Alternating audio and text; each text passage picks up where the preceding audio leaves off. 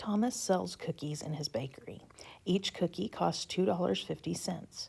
Which graph represents the total cost for the number of cookies? So we're trying to match this relationship, this rule here. And so if each cookie costs $2.50, then we would take the number of cookies times 2.50, and that would get us the cost. So even though this doesn't seem like it, this is a pattern question. And so that means we need our double T chart. We've got X, that's our number of cookies. Y, that's our cost. And in between, we're going to multiply times 2.50. And so this is one of those where you just check each answer choice to see if it matches. So answer choice A, the first dot, it's between 0 and 2, so that's going to be a 1.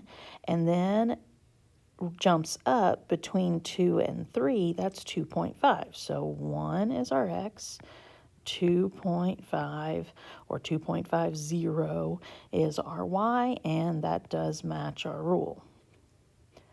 So go to the next dot on A. We run to 4, and then it looks like it jumped up to that same 2.5. Well, that can't be right. I don't even need to do the math to know that 4 times 2.5 is not going to be 2.5. And so A is out. Answer choice B. First dot's at 2, 5. That might be right. So I'm going to go over to the side and do 2.50 times 2. 2 times 0 is 0. 2 times 5 is 10. 2 times 2 is 4 plus 1 is 5.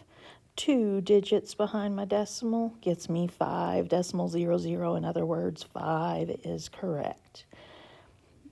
Second dot looks like between 2 and 4, that would be 3.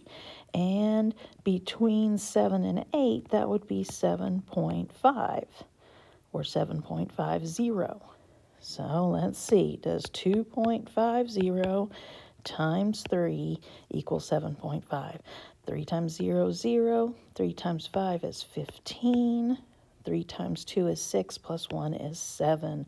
Put that decimal in there, and sure enough, B looks good. C. Let's see if we can get rid of a couple other answer choices. B looks good, but let's see. Answer choice C. Looks like we're running between 2 and what would be 3. And so that's 2.5.